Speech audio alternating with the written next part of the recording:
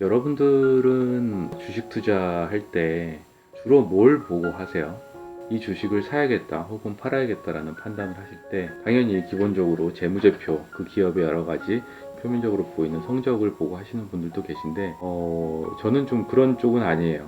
재무제표 보는 거를 싫어해서 그럴 수도 있지만 그런 거보다는 그냥 실제 생활에서 피부로 느끼는 거 가지고 좀 투자를 하는 경우가 많습니다. 물론 이게 정답은 당연히 아니에요. 이게 위험한 방법일 수 있죠. 실제로 제가 주변에서 좀 뭔가 피부로 느껴질 때 그런 걸 실제 눈으로 보면서 거기에 맞게 좀 투자를 했던 게 오히려 더 성공적인 경우가 많아서 저는 그런 쪽을 더 믿는 편이거든요.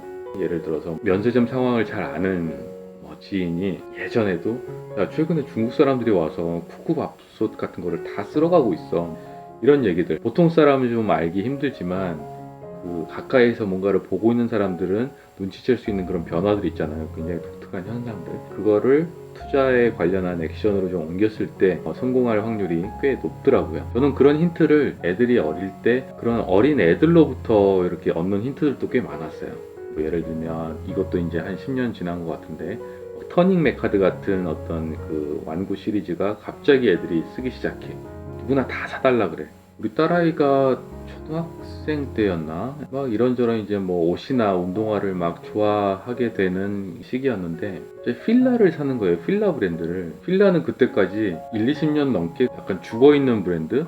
예전에 한참 유행하다가 뭔가가 이제 어긋나서 더 이상 사람들이 찾지 않는 브랜드라고 생각을 해서 국내 중저가로 그냥 전락해버린 그저 그런 브랜드다라고 이렇게 인식하고 있는데 딸아이가 필라를 찾는 거예요. 그래가지고 야, 네가 필라를 알아? 아빠 이거 우리 반 애들도 많이 입고 신발도 많이 좋아해. 아 진짜? 필라를 다시 산다고? 주변에 이렇게 진짜 그런지를 봤더니 조금씩 보이는 거예요. 저는 이제 그때 당시에는 되게 가볍게 봤죠. 하지만 불과 1, 2년 이후에는 진짜 필라가 크게 번성을 하더라고요.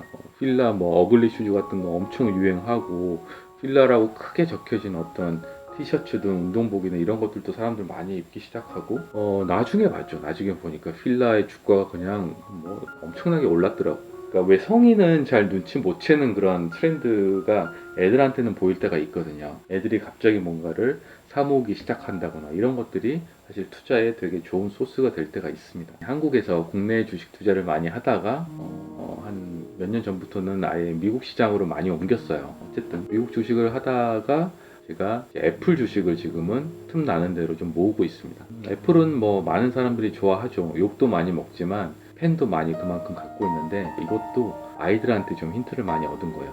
얼마 전에 제가 영상도 하나 올렸잖아요. 중학생, 고등학생들이 아이폰에 열광하는 이유라는 우리 집 애들과 이렇게 대화를 하면서 찍은 영상이 있는데 아직 못 보셨다면 한번 보세요. 오히려 성인보다도 초등학생, 중학생, 고등학생 이때 아이폰의 사용 비중이 전체 평균보다 훨씬 높아요. 물론 우리나라의 얘기입니다.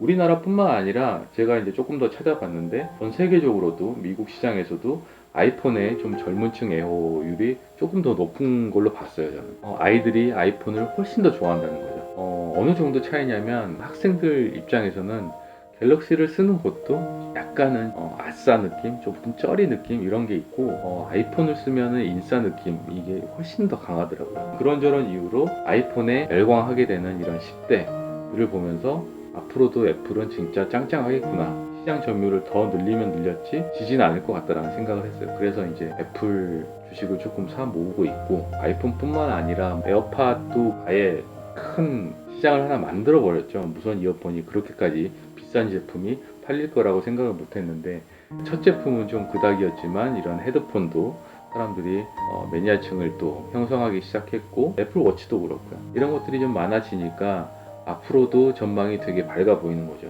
그리고 여기에 기름을 부은 게 최근 삼성전자의 행보입니다. 삼성전자가 갤럭시에 보여주는 행보가 저는 애플에 투자하는 거에 대한 조금 확신을 갖게 했어요. 얼마 전부터 이제 삼성 갤럭시를 이끌고 있는 사장의 철학인지는 모르겠는데 원가 절감을 갤럭시 폰에 많이 시도를 하고 있죠. 그렇다 보니까 프리미엄 라인까지 제품의 퀄리티가 좀 못 따라주고 있는 것 같아요. 고스 이슈도 있었고 여기저기서 발견되는 그런 원가 절감의 흔적들 때문에 과거 그 삼성 갤럭시가 갖고 있는 프리미엄 이미지가 깎이고 있는 거예요. 이게 되게 중요한 포인트인데요. 어떤 브랜드가 충분한 어떤 만족감과 신뢰감을 주면서 그 브랜드의 소위 충성도라고 하죠. 그 브랜드를 좋아하기 시작하면 그 시장은 진짜 끝난 거거든요. 한번 그 브랜드를 좋아하면 거기서 나오는 충성도와 매출로 이어지는 파워는 어마어마합니다. 그 이미지 하나를 얻기 위해서 진짜 수백억, 수천억을 광고 커뮤니케이션에 쏟아붓는 거거든요. 그렇게 해서 쌓아 올린, 수년간 쌓아 올린 이 갤럭시의 이 프리미엄 이미지가 그런 원가 절감과, 모르겠어요. 이 애플의 마진율이 부러워서 그랬는지 원가를 절감함으로써 한 대당 이렇게 얻을 수 있는 수익을 극대화하려고 했던 것 같아. 그렇다 보니까 조금씩 눈치 못 챌 수 있지만 갤럭시가 갖고 있는 프리미엄 이미지, 그 좋은 이미지를 조금씩 깎아먹고 있는 거죠. 그리고 이제 중국에서 만드는 갤럭시도 많이 늘어났어요. 그렇다 보니까 예전 같지 않다. 갤럭시랑 중국에서 잘 만든 폰이랑 별 차이가 없는 것 같다. 갤럭시에 대한 생각이 옛날만큼 그렇게 좋지는 않은 것 같아요. 그게 조금씩 피부로 느껴집니다. 물론 이건 만회 가능해요. 삼성이 앞으로 어떻게 하냐에 따라서 달라지겠지만 어떻게 보면 거의 유일한 대항마였던, 애플의 대항마였던 휴대폰 입장에서 그런 삼성전자가 가진, 갤럭시가 가진 프리미엄 이미지가 약해지면서 더더욱 이 애플의 힘이 공고해지는, 앞으로 애플은 더 세면 세졌지 약해지지 않을 것 같다. 그래서 애플 주식에 좀 투자를 하고 있어요. 이런 것들을 보면서 판단하는 게 저는 조금 더 괜찮았다라는 걸 경험적으로 좀 갖고 있어서 이런 걸 보면은 나쁘지 않은 선택인 것 같다. 여러분들은 어떤 식으로 좀 투자를 하시는지 궁금합니다. 그리고 이런 견해에 대한 여러분들의 생각도 좀 궁금하고요. 어쨌든 젊은 친구들 10대들이 좀 열광해하고 유일한 대항마였던 삼성 갤럭시가 프리미엄 이미지를 오히려 깎아 먹으면서 반사이익을 더더욱 애플이 가져가면서 공고해지는 이런 모양새가 저는 더 앞으로 투자를 해야 될 것 같다. 여기에 이제 하나 변수는